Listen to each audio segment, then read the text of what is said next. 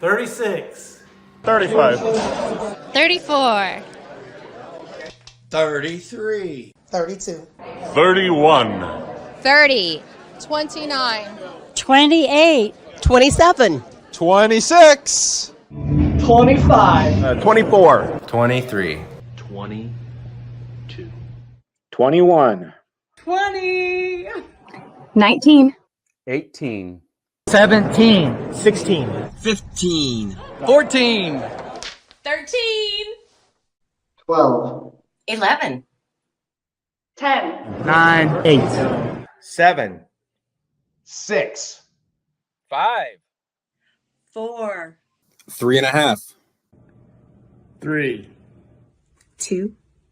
1. Hey, Rocky, you want to see me pull a show out of my hat? Nothing up my sleeve. Presto!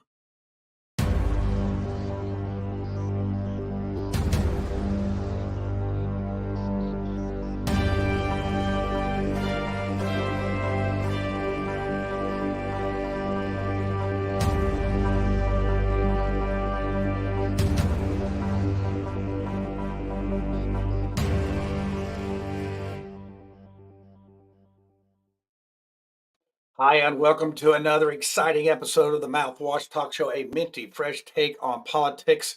And yes, this is show 162. And our guest tonight's been on 2 other ones, so this is his 3rd appearance. I mean, he should get a T-shirt or something for being on here that many times, and a medal, But hey, we have John Rust coming back on tonight, and boy, it's been a roller coaster ride for him on trying to get on the ballot. You know, that crowded ballot for Senate. I think we have a Libertarian and a Democrat and 1 Republican, and we just don't have any more room for anybody else to get on that ballot.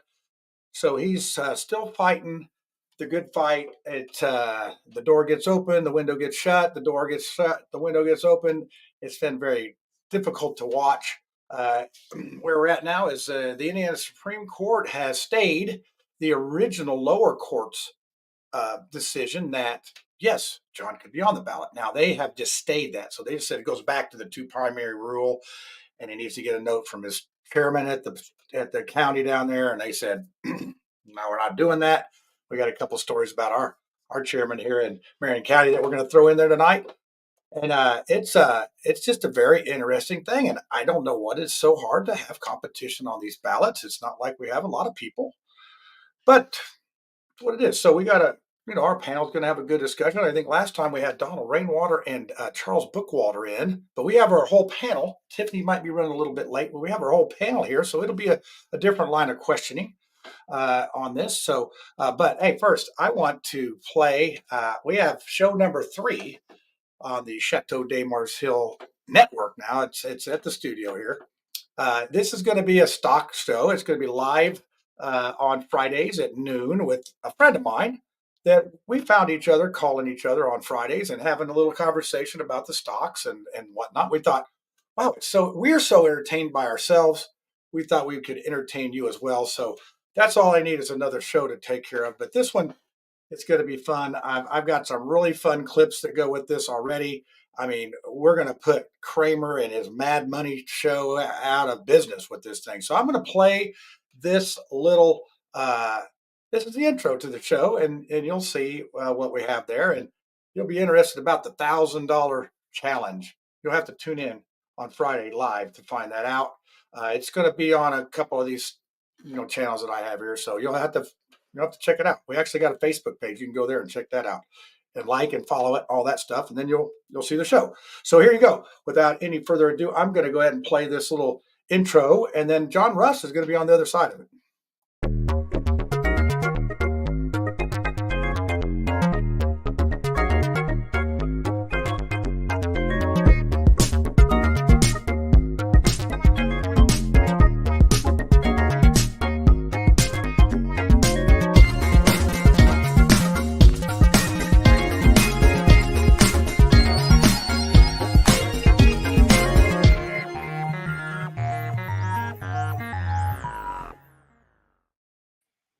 Yes, and you'll have to see the notification there at the bottom that, hey, we're not traitors, we're not anything. Don't follow our advice. It's for entertainment only. I would love to be on that show, by the way. Jim Banks is attacking me for owning McDonald's and Pepsi stock, so I'd love to talk about that on that show. I think it'd be a Oh, you communist, you! I swear.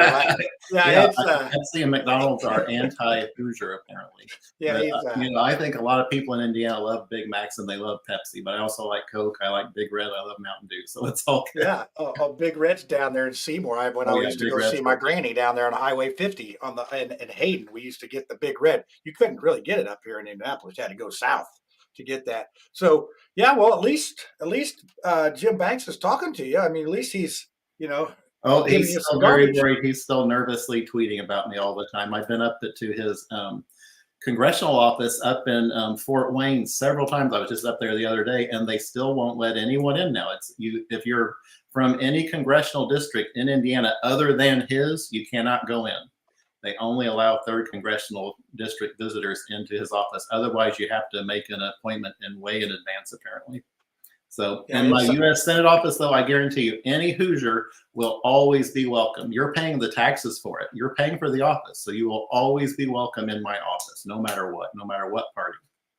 Yeah, that's good. Well, ironically, we have Mike Felker coming on, and he's actually running for Jim Banks's old position up there, along with 7 other of his friends. You know how that goes. It seems like House of Representatives is very easy to run for because we have 7, 8, 9, 10 people on these ballots. We had 15 for the Victoria Sparks race last year. We had 15 people running.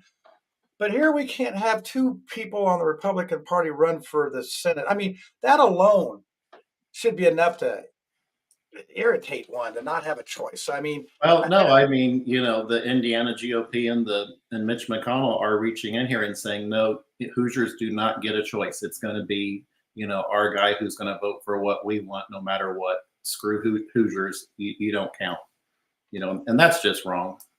Yeah, and I get it. I mean, we did. I'll give you some survey numbers here. We did a Twitter survey of the question was, is this 2-party primary rule hurting people's viewpoint of the parties, not just the GOP but the Democrat? They have their own issues there. Yours seems to be forefront. So we said, now it's weird because on Twitter it's almost an opposite than our People Over Politics. That's going to be more on Facebook. So I have 2 polls: Twitter and People Over Politics. Follow us on Twitter. It's Mouthwash Talks 1 on Twitter, and People Over Politics if you want to participate in our polls during the week. So Twitter, 64% of the people said yes.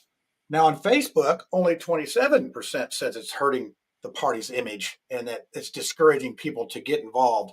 And then conversely, no, 54% say no on the Facebook poll, and then 27% say no on the Twitter. And then we have a question of what the heck's a 2 primary rule? I just think most people have no clue what it is. And this is the factor on this. This is the big important thing. Abraham Lincoln himself in 1860 would have been thrown off the ballot had the 2 primary rule been in effect in 1860. That is a fact. That is what's wrong with the Republican Party in Indiana. They would throw Abraham Lincoln off the ballot because of this stupid rule. That's what Hoosiers are up against. It's insanity. Well, and I think one of the issues that I personally have with this is you could get a chairman to write a note to say on the ballot, and that's very subjective to what they want to do. It's like, hey, if I don't like you, guess what? You can pound sand. You're not getting on the ballot. I know for a fact in Marion County here that we have a precinct committee man and a state delegate, I'm not going to mention any names, that was not only ran for Democrat office last May, and that's okay, but we had other people that were involved in the party that didn't line up with that didn't get on, that were challenged and thrown off the ballot. So it's not it's all about Yeah, I think it's the money and the control, and we want to control things. Right. A party that says, hey, big tent, come on in, everybody's welcome, and then you sign them up, and then the party says, oh, guess what? Indiana. We are dead last in voter participation in the entire country. 50 out of 50. You know, Yeah. and that, you know, I didn't know this when I started running, and I'm getting into this, and it's like, you know, the Indiana GOP needs saved. It is so corrupt right now. It is incredible how, you know, corrupt the system is. You know, people talk about how rotten politics in Indiana. It is a cesspool. Yeah, well, I think some people call it red pill. You got red pill. I think we're seeing red, and you know, and some people are upset about that. But Well, you know, you know, that is it's not so much red, it's bureaucracy, and it's just career politicians. And, you know, I don't think they really know what their ideology is, you know, because I'm a Thatcherite conservative. I'm a, you know, very right wing. You know, I'm a conservative just on my ideology. But, you know, the party, it's all about, you know, who, you know, it's just about your job and who you know, who you're paying off for your job. Yeah, well, one of the things I found interesting is that they're trying to paint you as a Democrat. I mean, just every single thing they could do.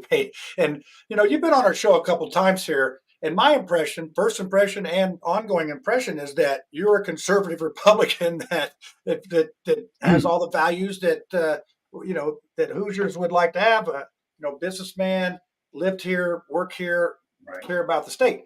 That's the way I see it. But apparently, there's some other folks that don't see that. Well, it's you know, Jim Banks is out there spreading lies about me because, you know, he has nothing to run on his own record. He can only say, you know, make up lies about me to get elected. That's why he had to throw me off the ballot, because he has no chance of getting in the Senate if I'm on the ballot. Because if I'm on the ballot, I'll absolutely win.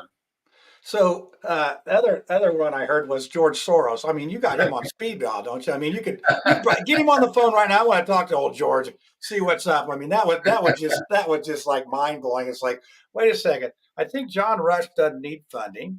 I mean, he can self fund this thing. Yeah.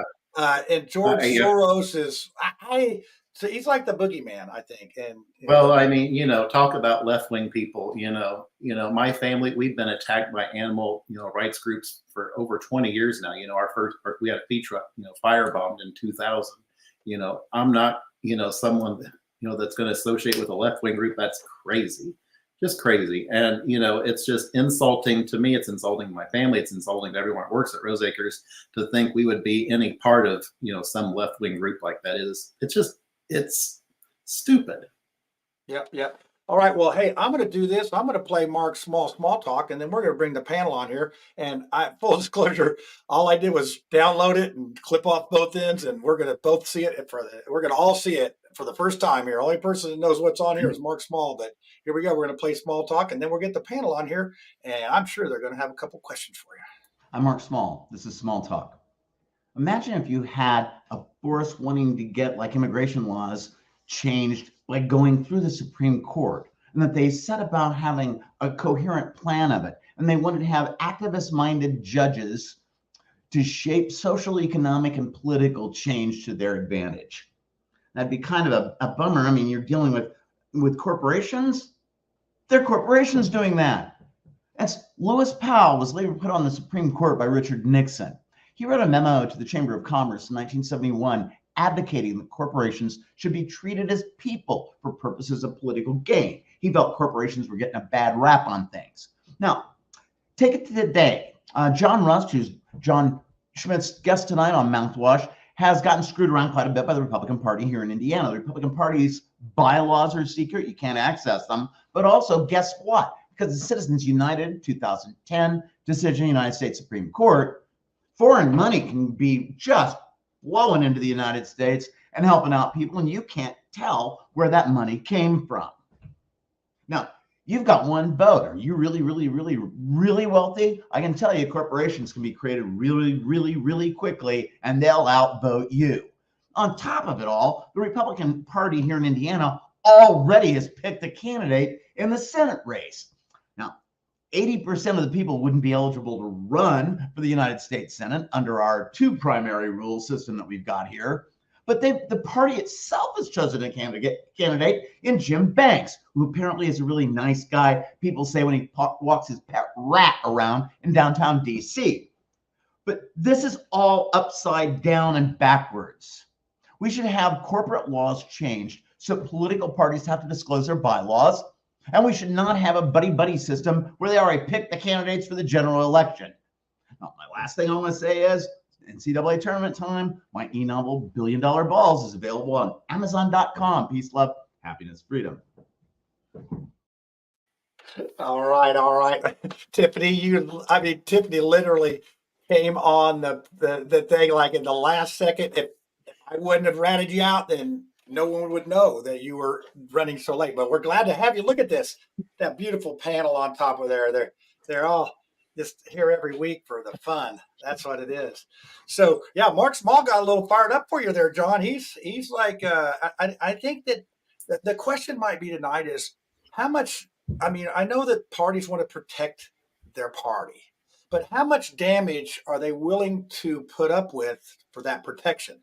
So that's a question that I have, because I think that our surveys show that some people are not real pleased with this two-party rule, and I think that it's that may be causing more damage than good. And I think it's obviously more forefront in the Republican Party than it is in the Democrat. But hey, we're not letting anybody off the hook here. The only people that I let off the hook is Lucy, because she's libertarian and she doesn't take my tax money to run her corporation. I mean her party up there.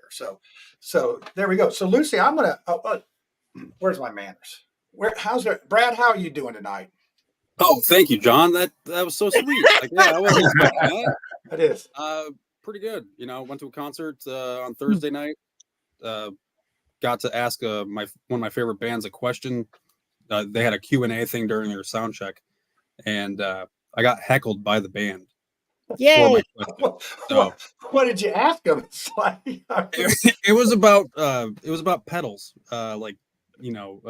like wah pedals and stuff, just to make. Oh yeah, sounds.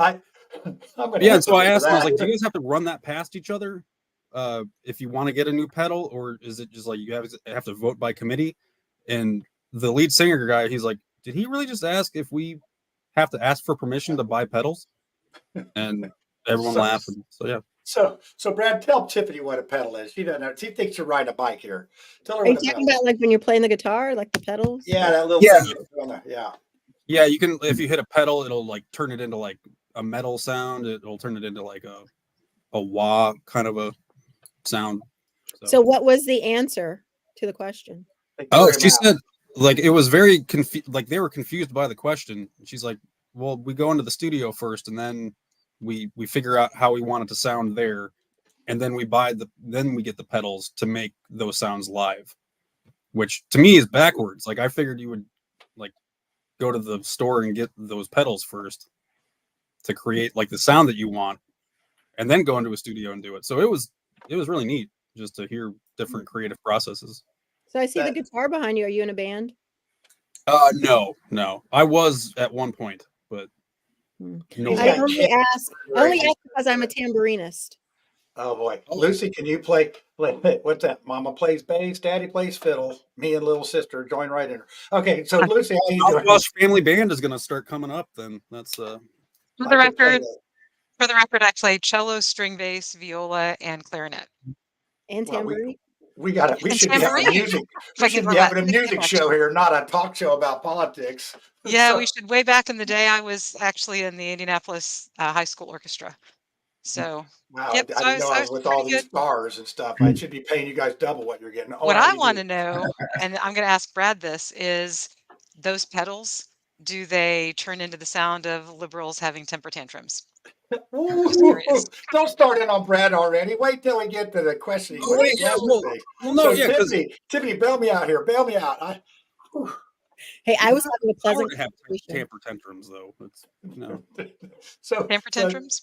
Well, temper tantrums. You guys now we have Cassie Jackson. Her show is recorded is at 8 tonight, and we actually talked about crossing over.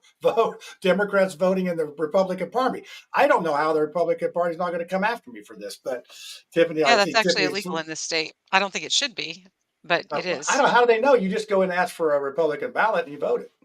Yeah, he's like, didn't you guys say that I could vote in the Republican primary? I'm not going to say anything. I don't want to get sued, but apparently you could do that because when you go in, you say. That's a great segue into John Rust. Welcome. Thank you for coming back. We must not have been checked too bad. So let's dive right into that, right, John? I mean, if we're talking about voting in Republican primaries, they're trying to take away John Rust's right to run for office. because Right. of some silly rules that they made up. And just like Mark Small said, the GOP corporation won't even tell you what the rules are. They're secret.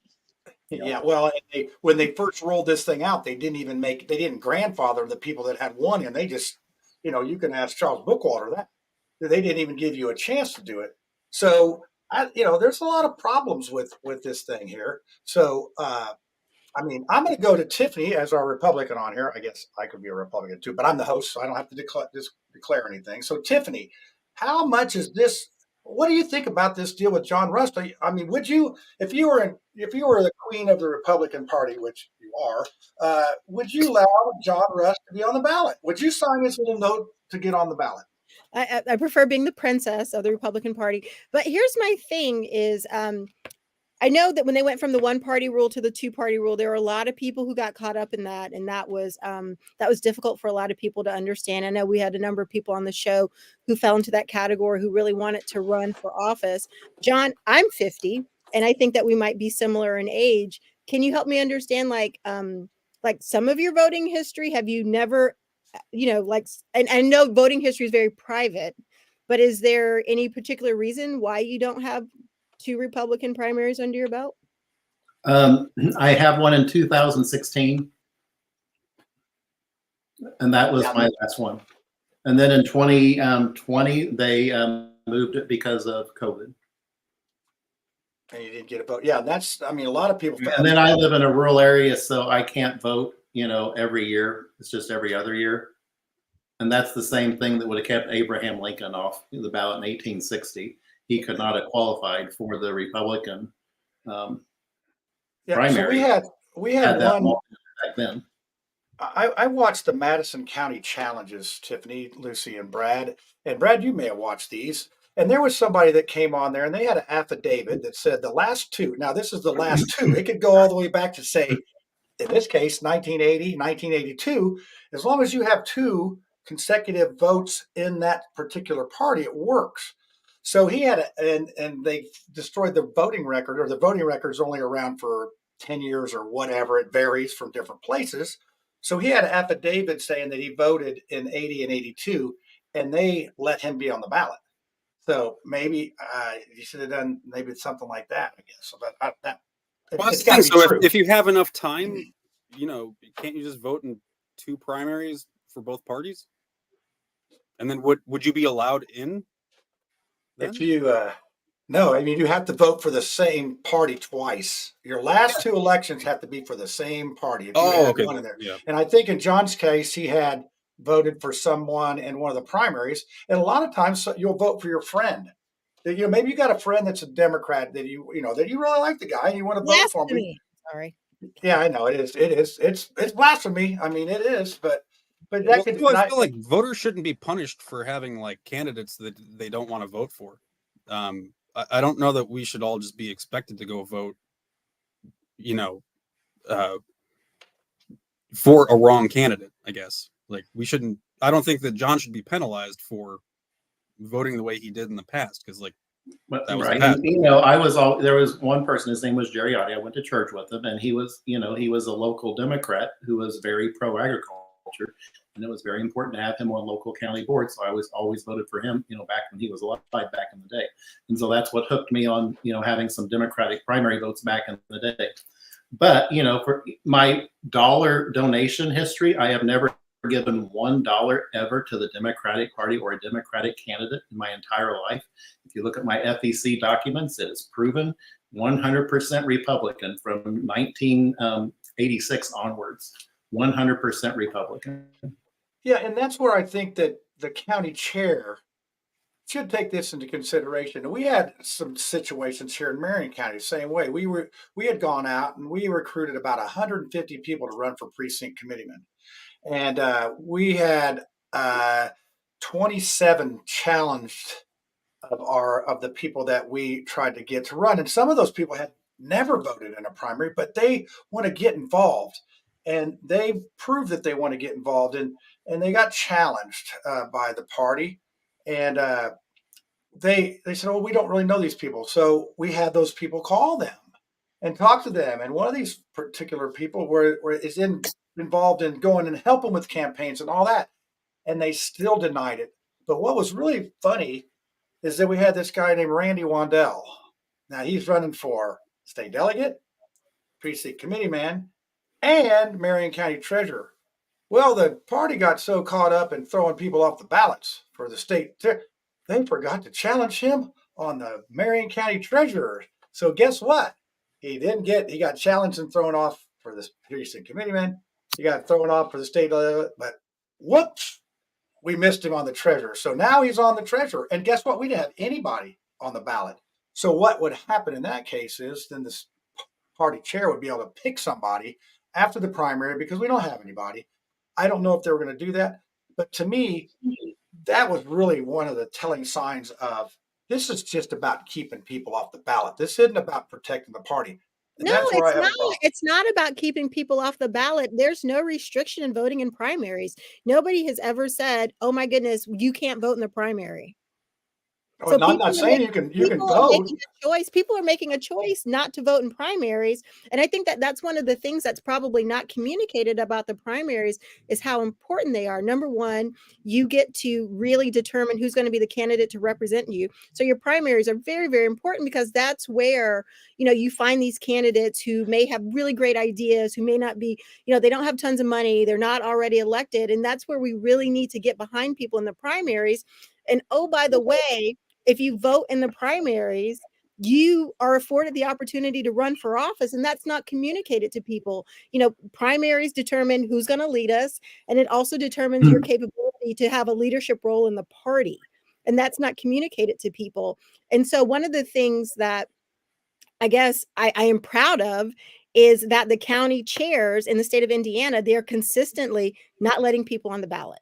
And that's one of the things I've seen congressional candidates, I've seen people at the local levels, and they are steadfast on the rule. And I think that when you have rules and if we're going to apply them effectively and evenly, then that's a good thing. Aside from that one person that you mentioned, John, I've not heard of these folks giving waivers to people to get on the ballot. And I think that's one of the things that we have to come back to is that it's not being applied capriciously. It's being applied consistently. Yeah, it's consistently alienating voters. It's consistently not voters. Well, I mean, Yes, not alienating. Candidates, the thing is that anybody can vote in the primary. We're not. There was a primary last year. John, I don't want to ask your private business, but there was a primary in 23. Yeah, I know, and I'm not allowed to vote in it. They don't have any. You didn't have anybody because it was. No, I live in a rural area, the same as Abraham Lincoln had he still lived in Indiana. So it's the same reason he would have been thrown off in 1860. So you can't get away with me off here. So there's no path for you to ask for a waiver if there were no primary candidates in your area. There's nothing that you can do to get any type of consideration. Well, you can ask the primary, and you can ask the party chairman to do that. But of course. Right. That's up to their. I had a county chair. She knew my absolute 100% rock solid Republican. Past. My donation history. It is 100%. It's not 99%. It is 100%. So everyone says, "Oh yeah," because you used to vote. But my question is, you just said that there were no candidates in your area in the 20. There was no election. I can't vote. I could not vote in the 2023. It's every other year. It's every other year, Tiffany, because they don't have municipals. Right, and that's why the rule. That's why the rule we think will be thrown out of court because it would take someone like me 4 years to qualify for the 2 primary rule. Okay. And so 2020 you missed it because of COVID. Okay. All right. Well, and the thing, one of the things, Tiffany, I'm going to be in what's really good about this rule is people are going to go vote in the daggone primary now. That's that's the thing. Now, they'll vote for a primary, and then you'll have one person to vote for in the Senate election, and so it's this Soviet style ballot where you get here you go, you vote for who we choose. We get soup every day, whether you want it or not. But and that's the thing. And that's why people don't want to vote because there's no choice. So Brad got so upset about it. It's just self-perpetuating.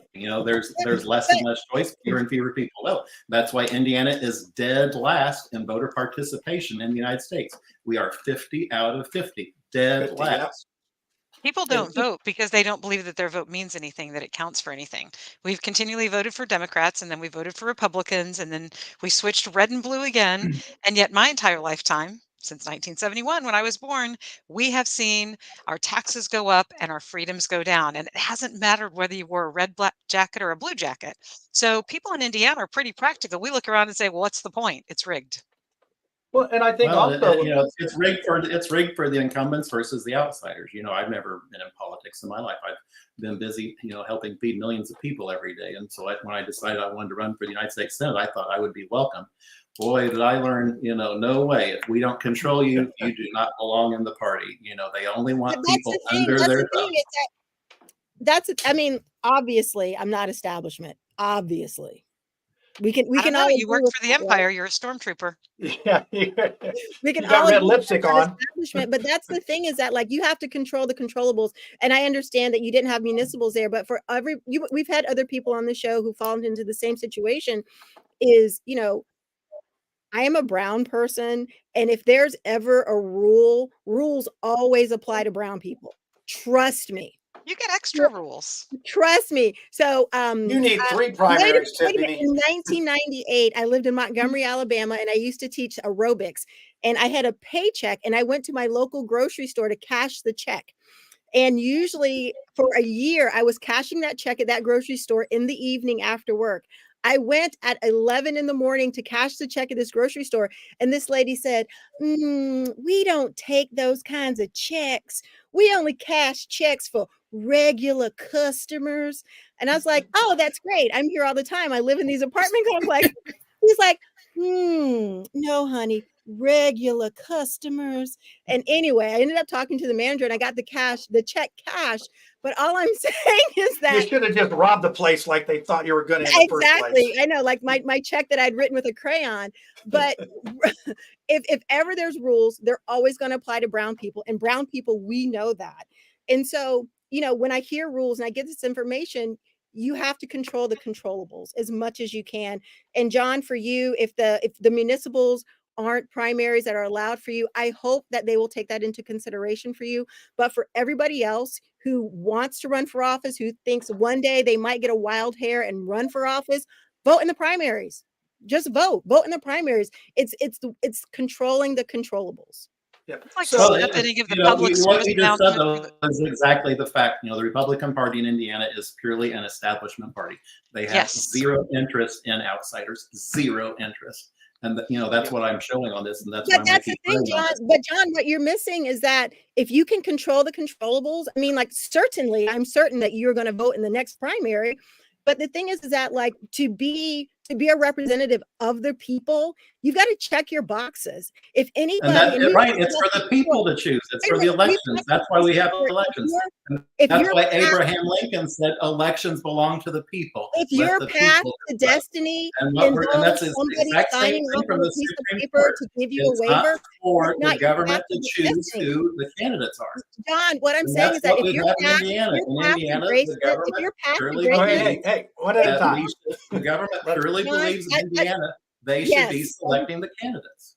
John, if your path to greatness involves somebody signing off and giving you a waiver or special consideration, it's not your path to greatness. Your path to greatness is going to be something that you pay for yourself and no one can take it from you. So I gotta step in. No one can take it from Hoosiers you. to be able to run for political office today, because today 81% of Hoosiers are banned from running for political office. And again, I will say, you know what? Now that they know the rule, people will vote in primaries. Rate in the United States. Okay, Because that's we fine, banned but I'm so many telling you, people from running for political 2024. office. Okay. Tiffany, let John talk. That's our guest. Okay, I know you want to. I'm sorry. You know, yeah. Don't Don't make me pull a put you on Lucy. timeout. I'm speaking for the 81%. I'm going to keep speaking for the 81% because we are all sick of what the Republican establishment is saying, where the 81% cannot run for political office. You know, you have to go. You You go have do to this. vote. You do have that. to care. Get You off have this, to vote. get off that. But, Well, shouldn't that rule just not be there then? Like, I don't get it. I agree, Brad. Yeah. Well, isn't this now one of the things? Now, I got a question. I'm gonna change gears here a little bit. In the end, what what is wrong with letting voters decide? I don't understand that. You know, the Republican Party, they are so aghast that people might have a choice, that they might, you know, have more than one candidate to choose from. What's wrong with that? And that's It's what I think democracy. that the spirit of this law to protect parties, I get it, but we're trying not to have crowded ballots. But as I said, in the House of Representatives race last year in the 5th district, there was 15 people on there with the Republicans. So how does it get a we had matter? 12 people running in the 5th for Congress, and you know what? They all got 2 primaries under their belts. Well, They no, didn't. They should still maybe be they able to don't. You be don't on know. there. They might have got a note from the chairman. You I've got to can't step assume in. that. I've got to Go ahead, defend John Lucy. on this. Yeah, I got to defend you on this, John, because first of all, the only reason we're allowed to have elections is because they don't actually work. That's why we're 50 out of Well, and 50. we're paying for it. But here you have, well, you have a private corporation that's gatekeeping. So Right. I'm going to play devil's advocate here because I'm a libertarian. We public service announcement, we don't take any of your taxpayer money to run our primaries. The primaries are basically advertising opportunities and public relations opportunities for the 2 old parties. We just elected our candidates this last weekend at a private convention, which was 0 taxpayer dollars. But the idea, devil's advocate, is that you're going to a corporation, you know, the GOP, and asking them to take on their name brand and the halo that comes with it for the voters that are, you know, one issue voters or one party voters who are just going to pull that Republican. That's really what you're asking for when you're asking to run on the Republican or the Democratic ticket. You're asking for the mindless voters to vote for you. So I understand that they're going to gatekeep. I think it's total BS. I don't think that that should happen to you. More choices, right? So Lucy, who'd you guys pick for the Senate? Who's going to be Andy running? Horning, my buddy Andy Horning. Okay, so he's running for the Senate. I thought he was running for the House. He has run for the House in the past, but this Okay, year's but he's this our Senate I candidate. thought this time Yeah, he was okay. So well, Andy, well, there you go. So Andrew Andy's Horning top notch. uh, and then hey Brad, do you know who's on your team? Who's running for Senate on the Democrat side? Oh, that's Yeah, Well, they haven't he's had a the household primary yet. name, or she. It's a he or she. Brad, you can get back to us on that. yeah. I'll have to But look see, that one up. and this is the issue when you have one party control. We have a supermajority in both houses here in Indiana. And Tiffany, I get what you're saying there about the party and voting. But you know, you can run for office. I tried it as an independent, and I think I follow the rules pretty well. But I got nicked up just about like John is about not getting on the ballot. You know, it was a really crowded mayor's ballot. We had 3 people on it. All 3 parties had 1 person, and you know, so I'm a little more sympathetic towards John's situation about trying to at least get a shot. We need to get a chance. We might get beaten terribly, but we want a chance to do it. I know. I see you up there, Tiffany. My question to John is going to be, okay, so John, you're going to vote in this primary. Then you'll have your 2 primaries. Are you going to run for the House or something? I mean, you know, it's like when you get to be my age, you don't have a whole lot of time to No, run this I will thing be on through. the ballot in May of this year. I still believe I will absolutely be on the ballot in May because of what the Supreme Court said. You know, there's just, you know, they very expressly said states cannot remove federal candidates from the ballot, and that's exactly what happened in Indiana. Okay, So, that's fine. So here's a question. Can I ask a question? and so, you know, and it boils back down to, you know, we have the lowest voter participation rate in the United States. It is because of this 2 primary rule, which would have excluded Abraham Lincoln.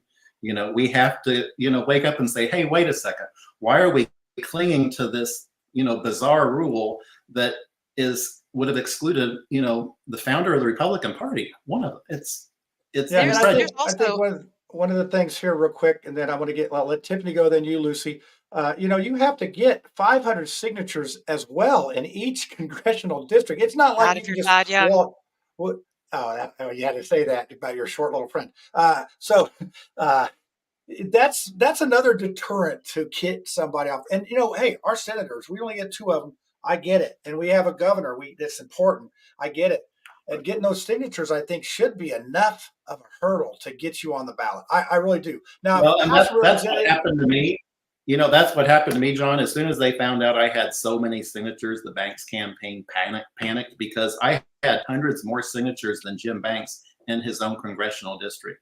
You know, I had something like 4,000 or 5,000 more signatures than he had across the total state. His signature gathering thing, showed that he just does not have popular support in the state. I do.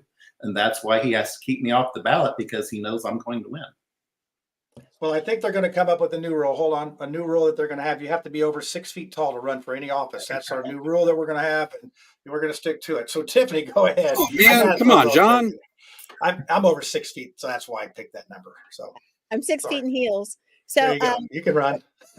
so quick question, John. So I know going into this, like significant, like with not being on the ballot and then all the media attention, there's no such thing as bad publicity. So at least folks in the state are hearing your name. If you are on the ballot and if you don't win, have you thought about what your next steps will be? My next step is, no matter what, I'm absolutely running for the Senate, but no matter what, I am going to keep fighting for the 81% of Hoosiers who are banned from running for political office today. In the end, no matter what you think about anyone's politics, that is wrong to exclude so many people from being able to run for office. That's just wrong. And I love that. I love that. And John, I think that it would be really great if we followed up with some of the other people who've been on the show who got caught in that 2 primary rule, and to see like where they are and if they still intend to run. Because I think like sometimes some people are like, I'm going to run.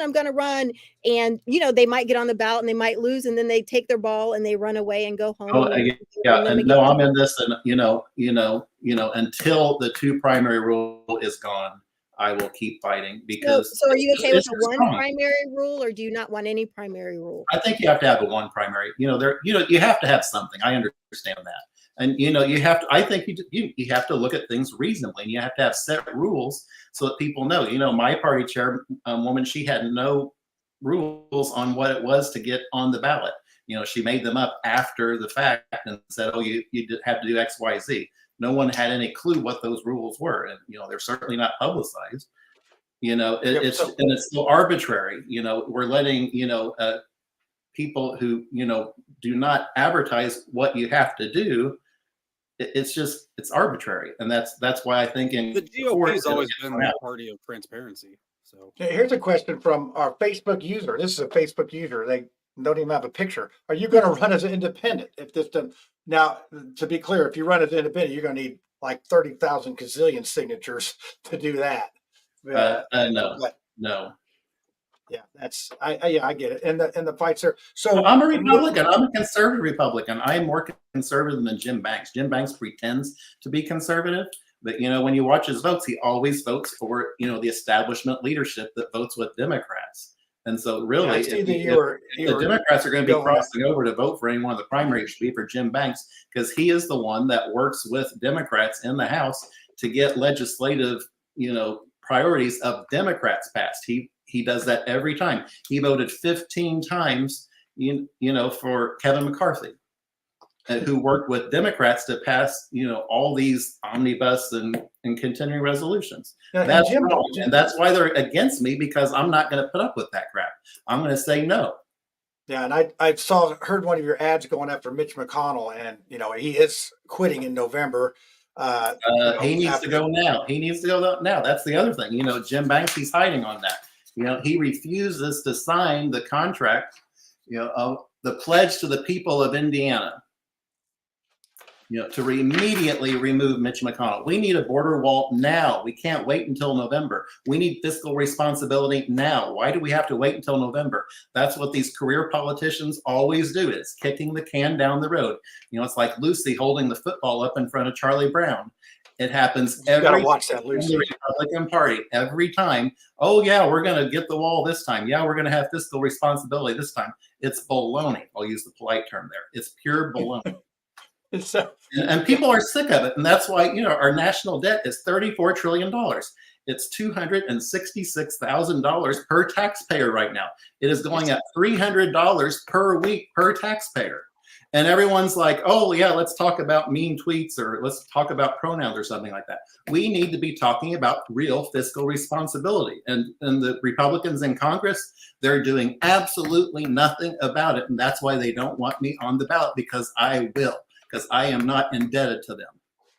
Yeah, they definitely like that control thing. So, all right, Lucy, I see you might have another question you're forming there. I could just tell. And is it about pulling the football out from Charlie Brown? It is not. I would never do such a thing.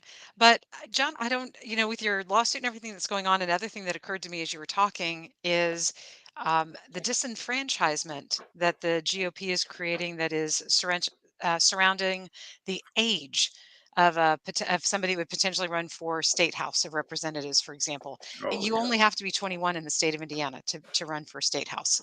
And so it's very possible that somebody that's 21 would not have had their birthday fall in such a way that they could vote twice in a And that's primary. why, So there may be no some matter sort of what age. happens on my Senate candidacy thing, this will end up in the Supreme Court and we will get this thrown out because it is just wrong. I wrote a book about this and I'm going to plug that a little bit. It's unsilencing the 81%.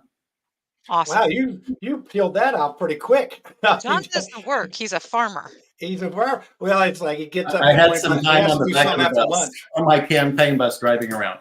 But So- this is the story, not just about my life and how my family has worked for the lowest price of eggs in the United States for Hoosiers. It is about unsilencing the 81%, and that's why I'm in this now. It is not just about me. It is about getting Hoosiers active. It's what we're all talking about here. We have to get voter participation up. So yes, let's get everyone to the polls this year, but let's get choice on the poll. Let's not just have a Soviet style election where it's a pre-printed ballot. I love the part about unsilencing the 81% and inviting people to participate. I saw you at Mario's party in December. You walked right past me. Oh, I'm sorry. Hello.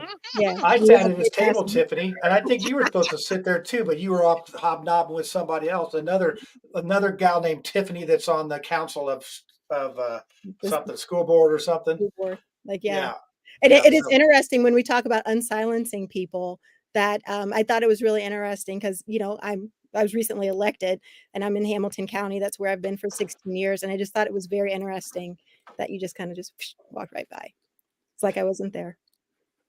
I Maybe don't he know. didn't recognize you. Maybe we're just not as famous as we think we are based on this show. Yeah. Yeah, I Yeah, would have really. noticed Yeah, you. but we were with a group of people, and I know that you're there for the people and you're meeting people, and you just kind of just walk right by our group. And I was like, "Oh, who's that guy?" And they're like, "Oh, that's John Russey's running for Senate." It's like, "Oh, okay." So You there, go, hey, there are people everywhere that would love to meet and talk to you and understand you. yeah, well, that's Thank why you we very have him much. on the show here, so we can That's get, fine. I you know, bet get the John word would out. love to meet and talk with them and ask those Yes, GOP people absolutely. to their face, what is it about me, John Rust? There you are. But he was at That the scares Hamilton you. County Republican Christmas party, so Well, I'll tell you what I do is I always vote against the incumbent. I don't care whether it's Democrat, Republican. If it were Libertarian, I'd vote against them too. If you want to decrease the time that people have to collude against you, then you get them out of office and you keep fresh meat in there because then they Yeah, don't have as well, much time to get entrenched. it's one of the things I think that would help voters get excited about stuff is if we had competition. It always, I mean, you look at our governor's race, we have 6 people in that thing, and they're out working their tails off. They're going all over the state, and they're doing this and that. And as John said earlier, you go up to Jim Banks's campaign office, and you have to have a note from your mom to get in. So, Jim Banks ran. He was in contention for the Speaker of the House early on, if I remember right, and that sort of fizzled out. Hey, I guess competition's not he that needs good. to concentrate on showing up for votes. He missed 3 very important votes in 2023. He missed the May 31st debt ceiling vote. He missed the November 7th government funding vote, and he missed the impeachment vote in Mayorkas on November 13th. Instead of asking for a promotion, he needs to show up for the job we're paying him to do now. Was he pulling the fire alarm? Oh no, that wasn't him. That was another guy. I think he was reading a book at his house in Virginia, actually. He had this thing where he was tweeting out his reading list, and he read like 40 books last year. He has a lot of time to read books, but he doesn't have any time to accomplish anything for the people of Indiana. That's why I want to go to Washington. I want to solve problems for people in Indiana, not for the people. They're only in session like 6 weeks out of the year. So, he probably has a lot of time. I know they work 130 days a year. Did he read The Fourth Turning? That's what I want to know. Did he read Klaus Schwab's book? One of them was Jim Banks his about being reading selection was very interesting. He was reading The Wit and Wisdom of Ted Kennedy and spare. How to Drown Pregnant Women. Yeah. Was that the subtitle? And some books on tennis. Oh boy. Yes, you went there, everybody. Hold on. So that made me forget what I was going to say, Lucy, on that one. That's why you stay around, John. That's why what I they have hear. that's why they have to throw me off the ballot, because when you look into this guy, it's like, how in the hell did he get on the ballot in the first place, Jim Banks? Because his awful voting record, where he lied to the people of Indiana and said he was against raising the debt ceiling. He went on WoWo Radio and WIBC on May 31st this year, and he said he would vote against it. That afternoon at 2:30, he voted yes. Okay, hold on a second. I gotta interrupt you on this one. He voted yes to bring it from the committee to the House floor for consideration after he said he was opposed to it. Then he disappears for the rest of the day and doesn't show up for the final vote. Hey, John, can we talk about things that are actually relevant? I might nail you to the wall on this one. 1913 Federal Reserve Act. 1913 Internal Revenue Service Act. If elected, will you put, according to Article 1, Section 8, Paragraph 5 of the Constitution, will you put Congress back in charge of the money and coining the value of the money? Because the debt ceiling, it's theater. It's irrelevant. The problem is that in 1913, the dollar was 1/20th of an ounce of gold. A gold round, 1 ounce was $20. You now are what, $2,150 today. It takes 2,150 pieces of paper to equal an ounce of gold. And in 1913, it took 20 pieces of paper. What are you going to do to fix that? Well, and that's why I'm running, because it's inflation and it's the national debt. It is what the government It's not doing. inflation and it's not the national debt. It's the printing press printing money over and over and over. And, we see it every day. Are you going to get rid of them? Are you going to stand up like Rand Paul would, like Ron Paul would, and say, this is enough? This private group of bankers has been defrauding us to the point where what a dollar buys in 1913, 2 cents buys today. They've taken 98% of the value of our money away. Don't even get me started on Nixon and Bretton Woods, because that happened a month before I was born. Gold was $35 an ounce before they closed the gold window. So what are you going to do to really make the control of the money back in the hands of Congress, as our founding fathers dictated? Well, that's what you said is exactly right. And that's why I'm running, because we have to have real fiscal responsibility in DC. And you can't have people that go to Washington and vote for leaders that vote with political Democrats speak. that pass Real fiscal responsibility is where you pretend that you're just like everybody else. And I'm not hating on you, because you're a farmer, you've got way more money than me. But let's look at this logically. Somebody makes $50,000 a year. They spend $49,999, including their tax burden, and they're okay. They spend $51,000 a year and they're in debt. So you guys, you politicians, you act like fiscal responsibility is, we're going to have a budget just like you because we're just like you. No, not at all. There is zero fiscal responsibility when the money is rotten to the core. There is no way you can have fiscal responsibility until you fix the problem that an elite banking cabal took over our money system in 1913 away from Congress. And until Congress has the balls, or is willing to stop taking all of the hush money and the lobbyist money, until a few brave people stand up and say, Federal Reserve, you're out. We're not letting you steal from us anymore. And I want to know, are you that brave? Will you stand up to the Leviathan and say, no more? I'm going to protect Hoosiers. I'm going to protect people from all over this country, and I'm going to take you darned, I can't say, I'm trying not to cuss, I'm going to take you darned Federal Reserve elite banking cabal out. Will you fight for us? Burn the Fed. So I'm going to say something here that I say about politicians. It says people won't vote for somebody else until they have something better to go to. You don't quit a job until you got something better to go to. And what we're seeing now against the US dollar is this thing called BRIC. And we're also seeing Bitcoin, because there's other places to go. And we talked about the gold backs the other day.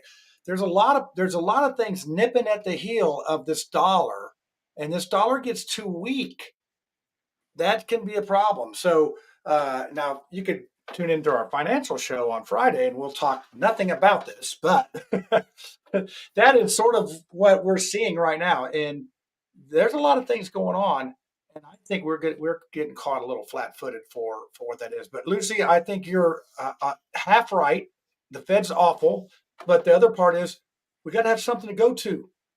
And you can't just go in there and say, we're going to burn it down and then, we're going to trade No, chickens. Although we already John would have have a some. We pretty good already head have start. something to go to. We left What it. is it? We left the congressional power of the money in order to go to the Federal Reserve System. And somebody did a great job, Facebook user. Thank you.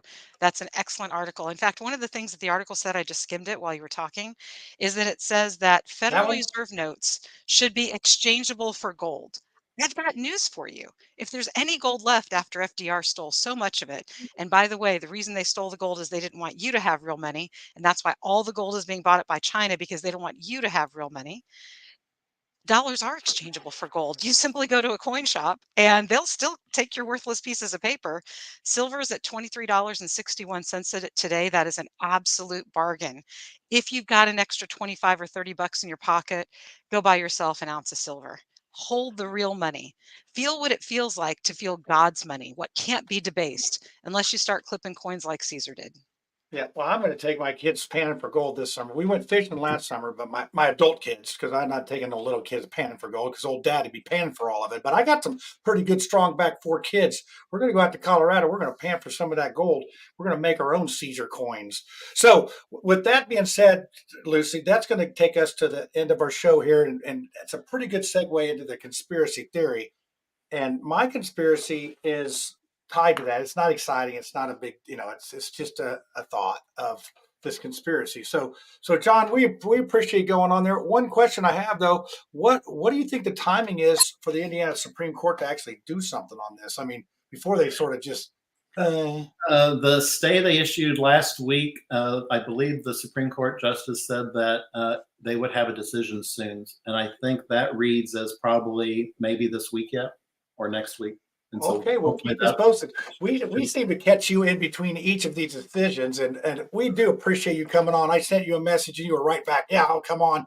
I love that about that because I'm going to give this opportunity for Jim Banks to come on our show at some point, and obviously, we'll get the libertarian candidate on there. I mean, Andrew is just excellent, and he's never afraid to come on and explain his positions.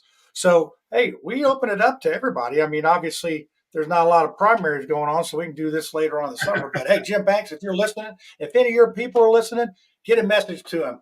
I promise, Lucy will be nice. She'll let you kick the football, Jim Banks, if you come on. Okay. Can I just say one more thing? I just want to say for everyone here, no matter what your political opinions are, we still have to get it so that 81% of Hoosiers can run for political office again.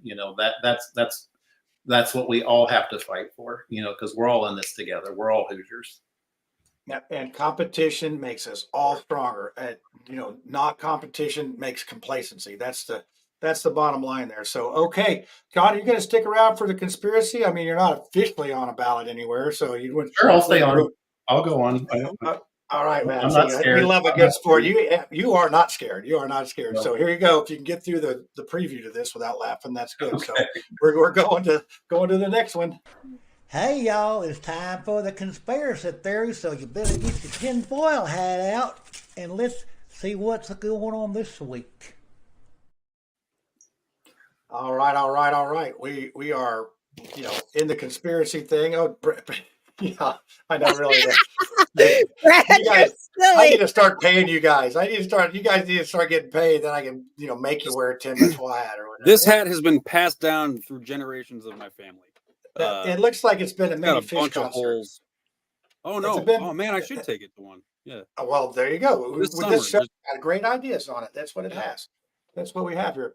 So I'm gonna go, Lucy. I know you've already sent me a message on the side here about how great your conspiracy theory is. So we'll let you ruin it for the rest of us that have mediocre ones. And mine is really lame, but that's the best I can do. So go ahead, Lucy. Go right on ahead.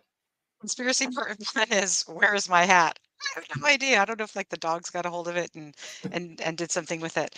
What I really want to talk about conspiracy fact wise, and I got to talk to all of you. Let me look directly at the camera because I need to warn you about what's coming. This is extremely urgent. And some of you don't want to listen to me, and that's fine. But this is one time that you should put those feelings aside and actually listen to me. Because next week, on March 11th, there is something happening, and that is the falling away of the stimulus money that the banks have been secretly getting. You see, back on I think it was March 1st of 2020, the very small reserve requirements that banks were supposed to maintain was dropped to zero. So at no time in our country's history has there been a zero reserve requirement. That means that every penny that you've put into a bank as a deposit, which by the way, once you give it to the bank, you're an unsecured creditor. You need to look up Cyprus and what happened on March 17th, 2013 to realize what a bail-in is and how much danger you are in. If you have any money in the bank, if you have money in the stock market, I want you to know that Bill Gates, Warren Buffett, Bezos, they have all been taking their money out of the stock market. Buffett said that they are in the strongest cash position they've ever been in the history of the company because they expect to be buying things at pennies on the dollar. So March 11th, when the reserve requirement kicks in, they're going to say to the banks, hey, you got a $1 billion bank here, we're going to need $200 million in reserves. The bank doesn't have that. And so what's going to end up happening is the bank is going to be looking to their depositors um, to take the money from you in order to meet those reserve requirements. Or they're going to go to the government. They're going to say, oh, please bail us out. They're not going to bail out the banks this time. There isn't going to be any TARP money because they need the system to collapse. As long as you have access to your cash, as long as you have access to your bank balance, your life is going to continue as it has been or mostly has been. But the moment that those reserve requirements come into play, and that happens next week on March 11th, the banks are going to panic. Some of them are going to start to die. They're going to get bought up, just like that was SVG, the private bank out in Silicon Valley. Those things are about to happen. So if you have any money in the bank, take it out. If you have money in the stock market, get it out. They've all been liquidating. They've all been selling. Remember, buy low, sell high. This is your opportunity to save yourselves and your family. Trade it in for real money. Get something that's an asset. If there was a gun that you hadn't been buying because you thought you couldn't afford it, now's the time because you really won't be able to afford it later. Get yourself some silver rounds. Get yourself some seeds. If you are not already growing food, then this better be the year that you take some seeds and go out and scatter them around. You are at the end of time. I expect CBDCs, central bank digital currency, to be foisted on us as early as September. Didn't We've all the been didn't warned. the didn't the Bitcoin go up like 20% too as We're well? at like 70,000 or something crazy I on just Bitcoin. got so what you're trying to say, Lucy, is my show on Friday, maybe the first and the last one about the stock market. Is that what you're trying to ruin my show before it even gets off the ground? I'll tell you what, I love the possibility of cryptocurrency. It's a libertarian's wet dream. But here's the truth about cryptocurrency. It's another fiat currency, isn't it? It's another way to take cash out of the system and to lock it up digitally. Bitcoin is traceable. Every bit, and this is a public ledger. It's the beauty of Bitcoin that it can't be inflated. But here's the other problem. Facebook went down today, right? Facebook, Instagram, Meta went down, AT&T, everything, cell phones went down last week. Those were tests to see could they turn them off and then turn them back on. The internet kill switch is a real thing. Now if you've got a shortwave radio, you can actually transmit Bitcoin, via radio signal analog. But how effective is that going to be? Yeah, really. Your You real got to things find that are somebody else with tradable. a radio. That's for sure. Yeah, your real thing, so your Bitcoin is not going to be fungible. It's not going to be usable and exchangeable once the internet is down. So Yeah. you really So need to have gold and silver, guns, butter, water Eggs. filtration, eggs. Yeah, John's gonna have a steak Eggs. diet of eggs. omelets in the Toast. morning, Well played, scrambled eggs John. for Well lunch, played. and then egg Well souffle played. for dinner. So Thank you we'll for all be feeding headed us, to John. John's house. All I right. know, I know about where he lives. Hey, John, I got a question. Do you know any Trimps? They live there. Oh, yeah. Yeah. Yeah, I'm That, related to the Chiefs. okay. Yeah. What was the older guy's name? My grandma lived on 50 by Hayden in that white house with the green shutters. It was built in like 18 something, about 5 miles east on 50 by Hayden. And my grandpa put in the Hayden water line. So yeah, that was a few years ago in the 60s. Uh, but yeah, Clarence Trimp, that's who it was. I actually have a swing had that Clarence Trimp made for my grandma out of some wood that got caught in one of the tornadoes, a walnut swing. So yeah, they were famous for hardened bars on combines. So he would take and they would get the bars for the combines and then would heat them and make them harder, and they would last longer. So there you go. There's your Seymour trivia that you probably never knew, that Clarence Trimp was known for the hardened bars on combines. That's what you get. That's not conspiracy. That's the truth. Okay, now. The banner was up, John. Yeah, I know. It was a conspiracy. One of my antennas was working. So there you go. So Tiffany.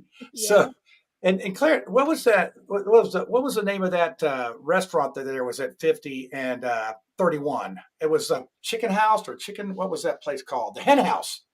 Hen House. Yeah, Clarence lived right across the street from there. Okay, yeah, they had Trimp's Modern Cabins, which was an old hotel back in the day. Or, they had the cabins behind the house. And Sally Trimp, right? All I just remember is Clarence. This is going way back. That's going back 60s. Okay, so Sally collected Coca-Cola memorabilia, and she had one of the best Coca-Cola collections in the United States. So when she passed away, I believe the Coca-Cola Museum in Atlanta actually came in and got some of her stuff for the Coca-Cola Museum. Yeah, they were. I just remember they were really good to my grandma back in the day, because my grandpa passed away in the 70s, and then she made it to like middle of the 80s, and she needed friends. So they were always good to her. So Tiffany, what conspiracy or dating habit or lip gloss are you using these days? I love how you randomize me. Thank you. So, we've got the trap back out. We've tried some different lures for Bigfoot. We've got something in the sights. I think he's been through this before. So we're going to see how this goes. So, do you ever recycle any of the Bigfoots? Do you recycle to Yeah. Yeah. That's what you. Some of them escape and some of them get set free. So, but they never know. So they never know when it's coming back. So okay, Brad, we got a good one in the trap. So we got a good one. We'll see what happens. It's catch and release, I'm sure. See if I can mess this up, right? yeah. But you never know. Yeah, so Brad, I will see you on Sunday, right? Yeah. Oh yeah, totally. What do we got going on Sunday? You just inviting Brad or the whole bunch? Oh no! Remember, I invited Tiffany to that movie, the premiere for the documentary on PBS about the library board at Hamilton East. Okay. And then there's going to be a little panel. There's going to be a little panel afterwards. So yeah, Tiffany, we can start tailgating. We'll have we want a full report. Why don't we just burn books? We can just burn books and stay warm, right? Yeah. We need to cook the hot movie. So actually, it's with WFYI, and you can go online and get tickets. They reached out to me. They're going to do two viewings of the documentary. I think one's at 2 or 2:30, and then there's another one at like 4:30. And they asked me to be on the second panel. So it's great. Good. Okay. Because Micah could only do the first one, so I'm very interested. And I reached out to some folks who were on the library board with me, and we were never made aware that anyone was making a documentary. So this will be fun. I'll send Cassie up as the say it out loud reporter for the thing. How's that? She might be in there, because I think they did some filming at the meeting where the one man was arrested. So she could actually be in it. Yeah. Okay. Well, hey, we all get around. You get on this show, you become instantly famous and all that. So, Brad, in your new fish hat, do you have something for me? Oh yeah. So I want to give a shout out to Lucy for her uplifting conspiracy theory. Yes. Yeah, really. Geez. I mean, just a chilling vision of things to come. It really made me rethink my existence. So thank you. Between now and Monday, I'm like, what am I going to? Am I just going to? I wish I was wrong. And my earnings, the company that I have stock in, the earnings come out on the 7th after hours, so I can get out just in the nick of time if it goes my way. So there you go. That's full disclosure. And also, Lucy, I did want to say this too. Like, money is just paper, but then isn't gold just a rock that humans are obsessed with? No. And the reason being is that gold has uses in industry. I mean, think about the computers that we're all using right now. Some of the diodes and things on your circuit board actually have gold in them. I had a crazy tenant years ago that literally took in computer parts, and you would have thought he had a meth lab. It was actually just a chemistry lab, and there were bulletin boards, back in the 90s where you could go and learn how to do this stuff, where you actually learn the chemical reactions that are needed to pull the gold off of the circuit boards. So gold has industrial uses, as do silver and platinum. So That But paper obviously does too, Lucy. Paper does too. It's toilet You can wipe your paper, ass it's with Wow. newspaper, Yeah. it's But got there's lots uses. of Or ways your you nose. can yeah, but there's a finite amount of gold and silver. I mean, we're not just going to go around making more. And I love what you said, Lucy, about the industrious uses for those minerals and iron, because we all know that the need for some of those rare things for microchips too. I mean, like I guess we'll be using what barium and molybdenum for currency eventually. Molybdenum? Yeah, What did you Well, say? so You I don't mean, cuss on this show. hypothetically, So can't we just switch to one of those other elements? Well, you could, but and let me give you as an example, copper. 1981 was the year that copper changed from being a little bit of zinc and copper, and then in 81 it slipped to mostly zinc and less copper. So if you go to coinflation.com, what you'll find is that bad money drives out good. So if all you did, and this is a tip for you people who may be cash flow challenged as I am, I've got a whole bunch of kids and lower cash flow. Simply start collecting your 1981 and older pennies. According to coinflation.com, that penny is actually worth 2.6 cents. So melt them $1,000, down, this is the baby. fastest way to more than double your money. $1,000 worth of 1981 pennies is actually How worth about, how about I $2,600 just of go paper pick melt. up aluminum cans along the side of the road? That Well, wait, you can do but that can I too. do my? I actually do have a Yeah. conspiracy Yeah, theory. you can. Yeah, we'll let It you. was about. I saw a news story about the San Francisco Giants baseball team. Their owner is requiring that their players stand for the national anthem. And my thinking behind this was, I didn't even think that needed to be a rule, just because, like, if you hear the national anthem, you just stand up. But, like, these players have to listen to it 162 times. That is, I would hate any song that I had to listen to every day at work before I started. Even a fish song? Well, no. I take that You part have back. standards, I know. Well, and so I was talking to my mom about this though, and she was she's times. against. So my idea was just to remove the national anthem from the beginning of baseball games. Like, do we really need it? Yeah, I mean, And her What's response was, next? Apple pie? well, no, my mom called me a dogs. commie. The first time ever, my mom called me a commie, which was hilarious. What's funny is that was the first time. She didn't stop, did she? No. Oh yeah, it's been uttered several times since now.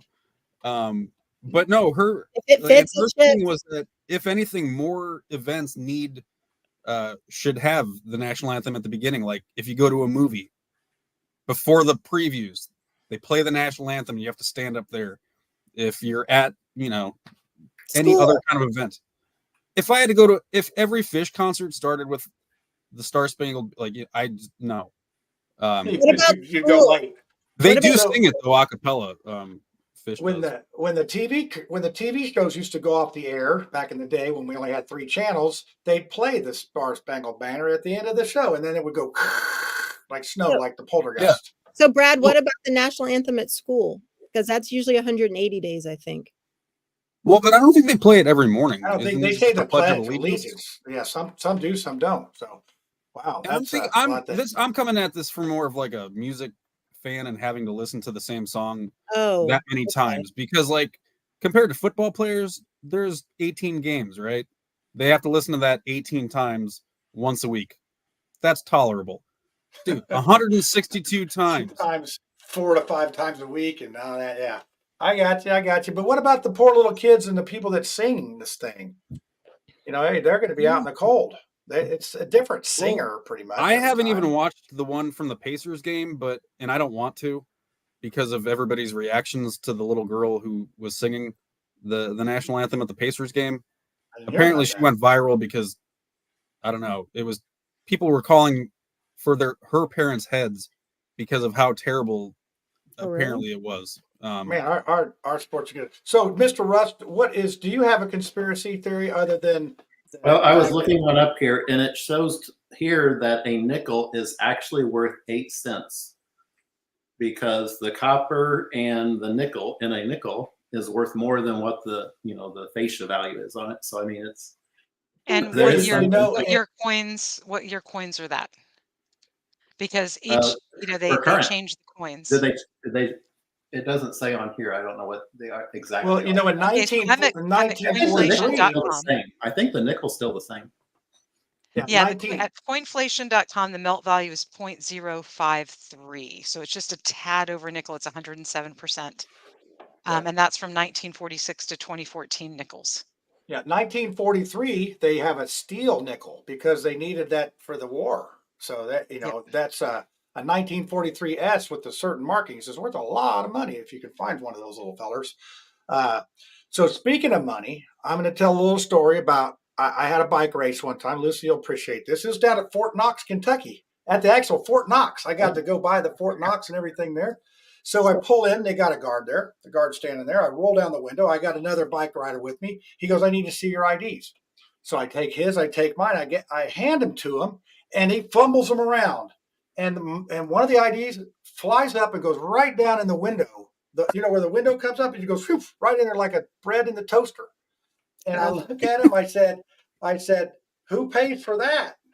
And the guy just looked at me, handed me back the other one, and said, go on in. So my license is still in the van door. It was mine. It wasn't my buddy's. It was mine. I had to get another license, but I was able to peek in the window when I was down there, and there's no gold in Fort Knox.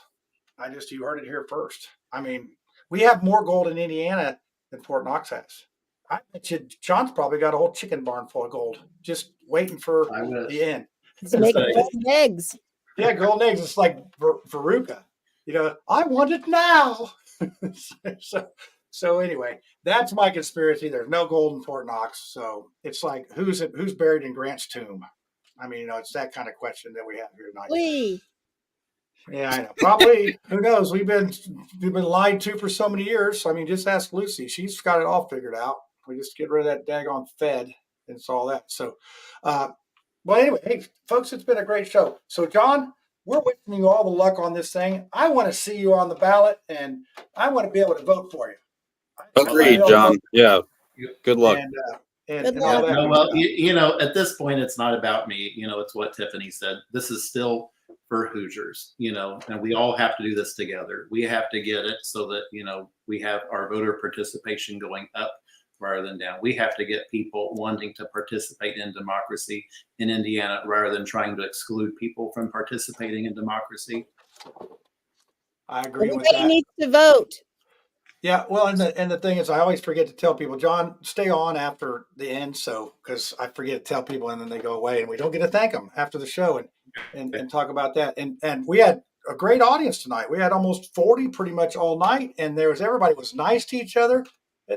What could go wrong? Oh, March 11th could go wrong. So there you go. It's the end of the world. It's REM. REM. Superman. Lenny Bruce is not afraid. So let me find the ending here. Hey, thanks everybody for watching. Don't forget to watch the train wreck on Friday. It might be our first and last show of this stock market thing. And thanks, John, for coming on. You're a great guest, a good sport. Keep up the good fight and keep us posted. So everybody, peace out. Let's go. Bye-bye. Good night, Bigfoot. Yeah!